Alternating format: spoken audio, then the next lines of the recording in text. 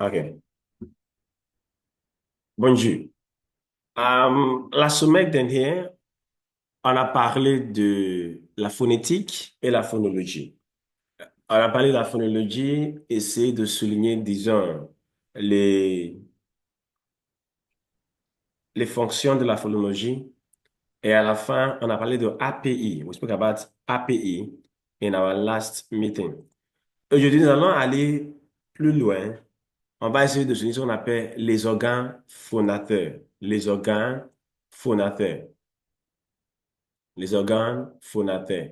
Si on parle des organes phonateurs, généralement en français, on parle des choses très essentielles, comme vous savez déjà. C'est très important de souligner cela, les organes phonateurs. Et ces organes phonateurs, il y en a beaucoup, il y en a nombreux. Et aujourd'hui, dans ce cours, on va essayer de les souligner. Là, on sait les organes phonateurs, on parle généralement des organes de la parole. Les organes qui nous aident dans la parole. These are organs of speech. C'est à travers ces organes phonateurs-là que nous parlons, que nous fait prononcer les sons, les phonèmes, les alphabets phonétiques internationaux qui nous aident à faire des phrases et toutes les choses qu'on fait dans une langue. Donc, quels sont ces organes phonateurs? What are these organs of speech? Les organes phonateurs, ils sont nombreux. There are very many. Number one of them is les poumons. This is les poumons here. Les poumons. Ça, c'est fournisseur de les poumons. Les- Then we have les bronches Ça, et c'était la, l'hymne Nawabi. les bronches et la, et la trachée à terre. These are organs of speech, les organes fondateurs. On a encore le larynx qui contient les cordes vocales. Les cordes vocales. Maintenant, je parle là, c'est pas les larynx qui contiennent les organes de cordes vocales. On a encore les pharynx, carrefour de plusieurs voix. Carrefour, that's the different voices meet generally. On a encore les fosses nasales et le nez. Les fosses nasales et le nez. On a encore la langue. En fait, ça c'est le plus important, surtout avec les voyelles. La langue, that is your tongue, la langue. So we have that as well. Then the next thing you have there is les alvéoles, le palais dur et le palais mou. The hard palate and the soft palate. These are organs of speech. En critiquant les sons, when we begin to criticize these phonemes very soon, which is the main focus of our textbook, you are going to see how each of them are deployed. Now we call les dons. Les, les dons. This is it here. Les dons. The teeth. Then we have les lèvres. Les lèvres. Tous ces organes sont très indispensables. C'est à travers ces organes de la parole qu'on nous fait prononcer tous les mots. It's with the aid of all these uh, organs of speech that we're able to say, make anything we're doing in the language. Maintenant, regardez. Look at this drawing here. You see where they are all placed. Maintenant, pendant la critique des sons, when we begin the criticism of the sound, you are going to see how each of them play a role. We have les lèvres, you have les dents, you have apes, you have le deux, you have l'alvéole, palais dur, palais mu, you have l'ouette, you have pharynx, you have larynx. These are the phonetic organs. It's with these organs we are able to make any sound we're making in French. Now, let's go forward now in this particular interaction. En allant plus loin ici, on va essayer de voir les organes Yes, ou parties yes. anatomiques. Les organes et puis parties anatomiques. Les organes et puis parties anatomiques. We have encore organes ou parties anatomiques. We have adjectifs correspondant au féminin. Let's see. We have les cordes vocales. Les cordes vocales, I spoke on that the last time. Ça, c'est au niveau de niveau acoustique de la phonétique, les cordes vocales. Et un mot peut être sourd ou bien sonore. We'll deal with that later. We have the first nasal et le nez. We have nasal sounds coming to play there. We have what we call le point de la langue. Le point de la langue. And that point de la langue, what do you have there? Is the apical sounds. And we have le do, we have lèvres, and we have the bilabial sound. We have dents, the teeth, that is les sons dentales. You have palais du, palais mu, we have the palatal sound. And then you have luettes, the uvulate sound, the pharynx, and of course the larynx. These are what we call les organes phonataires. Now, what's the key takeaway from this? Ces organes phonataires, ce sont des organes que nous utilisons pour prononcer des mots, pour émettre des sons en français. Donc, sans les organes phonataires, c'est impossible de produire un mot. Without these organs of speech, you cannot produce, in reality, any word sound. Now, look at it. Let's give some explanation. Look at this particular explanation here. Les organes responsables de l'audition. Remember, we told you the last time, caractéristiques de la phonétique, we have articulatoire, we have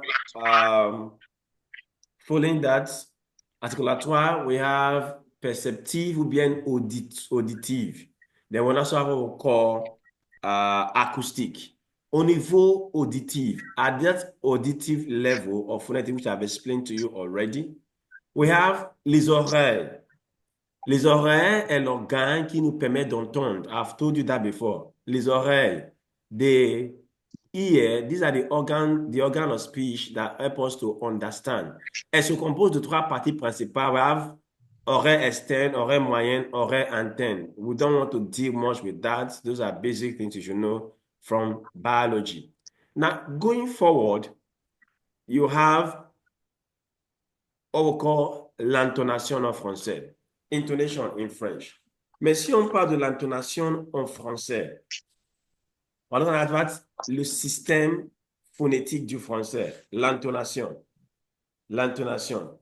What is intonation? That's the first one. De quoi s'agit-il l'intonation? Qu'est-ce que cela veut dire, l'intonation? If you have your textbook, go to page 26. If I come to what I have here. On page 26 of your textbook, I'm going to stop sharing the screen now.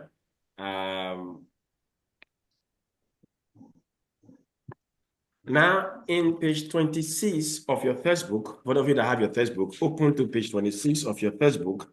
What is intonation? What is it all about? Why do we need to look at it before we go into the analysis of the sound? Now, if you look at l'intonation, on parle de la variation individuelle, on parle de la variation des sons. Maintenant, je suis en train de parler des fois, je peux mettre l'emphase sur quelques mots. Pour d'autres mots, il n'y a pas d'emphase. So, si on parle de l'intonation à ce niveau, on talk about intonation in French, on parle de la façon dont notre voix varie lorsque nous parlons. La variation de la voix. La variation de la voix. The variation of your voice in speech is called intonation. La variation de la voix. Now, in page 26 of your textbook, we have encore des variations individuelles se superposent et modifient les intonations de base. Now, that's the first bracket you have there. Go to the en français, l'intonation de base est associée au dernier son de la phrase. Now, what are we trying to say? Let me give you an example. By sharing once again my screen and showing you some things. Now, we're saying that en français, l'intonation de base est associée au dernier son de la phrase. Donc, si on parle de l'intonation, on parle de la variation de voix. C'est-à-dire, il y en a des accents mis sur un mot. What I'm saying in English is simple. When you talk about intonation in French, if you're coming in, please mute. Fisayo Adebayo, merci beaucoup. Now, when you say intonation in French, l'intonation en français, on parle de la variation de la voix. La variation de la voix. Même maintenant que je suis en train de parler, de vous expliquer de quoi s'agit l'intonation, Et on a des variations dans ma voix. There's a variation in my speech. Now, those variations, they cut across a lot of things. Now, I will share my screen again and go back to my notes. I've showed you here a piece in your textbook, which we are going to look at very soon again. OK. Maintenant,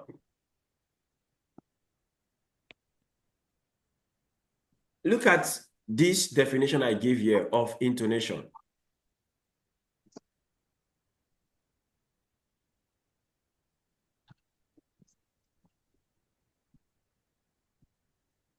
L'intonation est la façon dont notre voix varie lorsque nous parlons. Elle est influencée par différentes choses, par des choses différentes. Now, this variation of speech is influenced by, I want to give you three things. Number one, we have encore l'intensité. That's what you have there. Number two, la fréquence. Number three, la durée. Qu'est-ce qui influence l'intonation? D'abord, c'est l'intensité, la fréquence et puis la durée. Maintenant, si on parle de l'intensité, cela concerne la force avec laquelle nous produisons le son. Prenez par exemple ce mot. B. Bien. Importe. Impart. La force employée pour prononcer le mot, on s'appelle ça l'intensité. That is intensity. Maintenant, la fréquence. Cela concerne la vitesse à laquelle notre corde vocale brille. If I say devoir, and I say très, devoir, très, you're going to find out that for très, there is a faster speed in my vocal cord, très. Et cela donne une sorte de mélodie à notre voix. Des fois, la corde vocale vibre d'une façon longue, l'autre fois, c'est rapide. Donc, si on parle de la rapidité ou bien le lentement de la corde vocale par rapport à la vibration, on parle de la fréquence. Number 3, c'est la durée. La durée. Cela concerne la longueur des syllabes lorsque nous parlons. Il y en a des syllabes que nous prononçons d'une façon très longue. There are some syllables we pronounce longer than others. Prenez par exemple ces deux exemples. We have this phoneme in French. A. Is A. Then you have this normal A in French. A and A. One is posterior, one is anterior, definitely. If I say bass, bass, that A there is a bit shorter. If I say pat, A-T-S-E, that A there is shorter. But if I say parler, the A there is longer. Donc, le longueur du syllabe, ça c'est la durée. So there are three key things. Number one, we have to note l'intonation et la variation de la voix lorsque nous parlons. Et ça se trouve cela est influencé par trois choses importantes. D'abord, l'intensité. Deuxièmement, la fréquence. Troisièmement, la durée. So your intonation is the rise and fall of speech or the variation of our voice in speech. Then there are three things that influences that. Number one is the intensity. That is the force with which we pronounce a word. C'est la force avec laquelle nous produisons les sons. Number two, la fréquence, the frequency. Is it fast or slower within our vocal cords as we speak? And I gave you examples of très and bon. Now you find out that for some words, there is a faster pace, whereas for others, it is a bit slower. Now, cette variation du longueur, non, de la rapidité et le lentement, cela donne la mélodie à notre voix. So that gives a melody to our speech. Now, the third thing that influences encore intonation is simply what we call la durée. That is this vowel, is this sound longer or is it shorter? So those are the key things we have looked at so far. Now, maintenant, retournons à votre livre. Go back to your textbook in chapter 8 of the textbook. We are looking at the entire textbook in this course, but let's start with chapter 8. Now, in chapter 8, we have seen that l'intonation de base dans une phrase est associée à la dernière.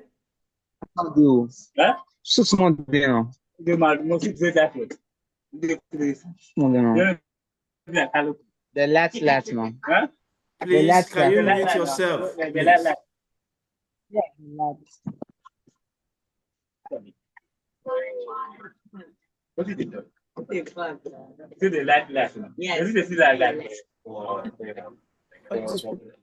Please, who is disturbing there? Who has that phone? Can you mute yourself, please?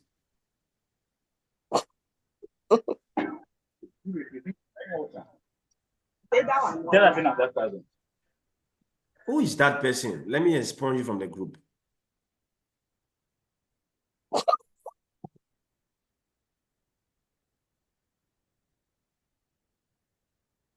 Please mute yourself if you have noise in your background. Thank you so much, so that you don't disturb all of us at the same time. Please, let's be mature. This is 200 level class, and it's expedient we do things right. Do we understand, please? Okay. Now I'll go back to our notes. So we have seen the meaning of intonation. C'est la variation de la voix, the rise and fall of a voice in speech. We have seen what causes that rise and fall. Either the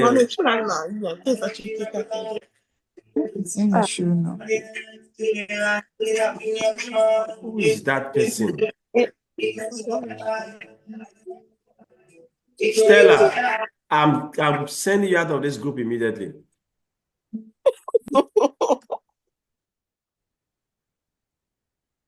Treasure, please mute yourself. When you come in, you should mute. Thank you very much, everybody. So let's go back to our interaction. Now I have to edit the video and cut off those parts. Okay, so we have seen l'intonation. Now back to our textbook. For those of you that have your textbook, you are going to find a particular statement there. On distingue en général trois intentions de la phrase. Encore, l'intonation assertive, intonation interrogative, there, and intonation exclamative ou impérative. L'intonation exclamative, l'intonation interrogative, l'intonation assertive. Now, what's the difference between these three types of intonation? Look at the example in your textbook. We have c'est difficile. C'est difficile. Our emphasis, l'emphase dans cette phrase est sur le mot difficile. C'est difficile. On a mis plus d'emphase, plus d'accent sur le mot difficile. We are being assertive. Now look at the next sentence there. C'est difficile de s'exprimer en français. C'est difficile de s'exprimer en français. L'emphase est sur le mot français. Telling you that in French generally, you put the emphasis on the last syllable in the sentence. That's when you're being assertive. Maintenant, intonation interrogative est toujours caractérisée par une inflexion montante finale. Now, instead of saying difficile, as you have in declarative sentences, for assertive intonation, we are now going to have encore la voix montante, which is a way of asking question. C'est difficile. Now, le mot difficile, on a tout changé à ce niveau. We have changed difficile in that regard. And the stress, the emphasis is now on the still the same word, but it's now an interrogation. C'est difficile. C'est difficile. C'est difficile. So have intonation assertive for c'est difficile, normal declarative sentences. When you come to interrogative sentences, you will find that c'est difficile becomes, the stress now becomes interrogative in nature. Now, l'intonation interrogative se réalise en général sur la fin de la partie essentielle. Dans ces exemples, elle est éventuellement réalisée sur difficile. Now, we have seen that. Now, let's go forward to the last type of intonation. We have l'intonation exclamative ou impérative ou impérative. Là, cela se fait dans des phrases interrogatives. When you have interrogative sentences, that's when you have that passé. That's when you have that passé. I'm going to give you a few more seconds after I'm done to ask your questions. Just hold on. You ask questions. Now, when I say exclamative or imperative, you are giving order. When I say taisez-vous, taisez-vous. Now, when you say taisez-vous, in that context, our emphasis is on that word vous. Taisez-vous is an order. So that is, we have intonation impérative ou bien exclamative in that regard. So these are various forms of intonation. Now, what is the key takeaway from all I've said so far?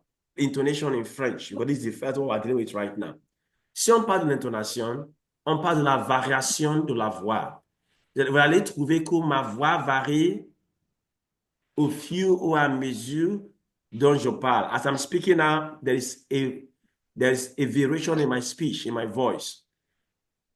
Donc, l'intonation peut être faite au niveau assertif avec les phrases déclaratives, au niveau interrogatif avec les phrases interrogatives, et puis au niveau exclamatif ou bien impératif. Et cela se trouve dans les phrases,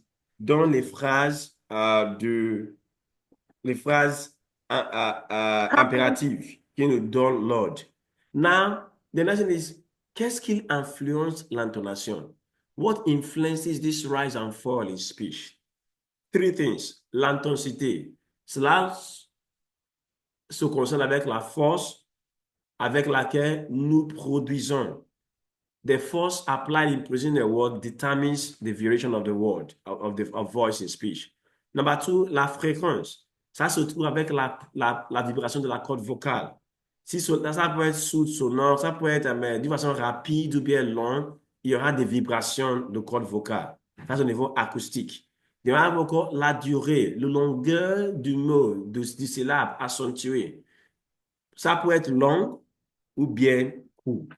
That is what you should take note of as far as l'intonation is concerned. So please, if you have a question, I want to hear it now. I'm going to pause. I'm going to stop the recording now. So, l'intonation est la variation de la voix de la parole. It's the variation of our voice in speech. Et il y a trois choses qui influencent cette variation. D'abord, c'est la fréquence. Deuxièmement, on parle de l'intensité. Et puis, on parle de la troisième chose, qui est la durée. Avec l'intensité, on parle de la force par laquelle nous produisons des sons. The force exerted in speech, that's called, l'intensité. Si on parle de la fréquence, cela, on parle de la vibration de la corde vocale. Est-ce que c'est long ou bien c'est rapide? Ça dépend. Et finalement, la durée, cela se concerne avec le longueur d'un syllabe. Est-ce que le syllabe est long ou bien cette syllabe en question est court? Nous avons A, and we're going to see all those in the course of our interaction. So I'm going to right now take you to another lecture altogether, and then we'll continue with the next topic on the course outline. But before then, let me stop this video.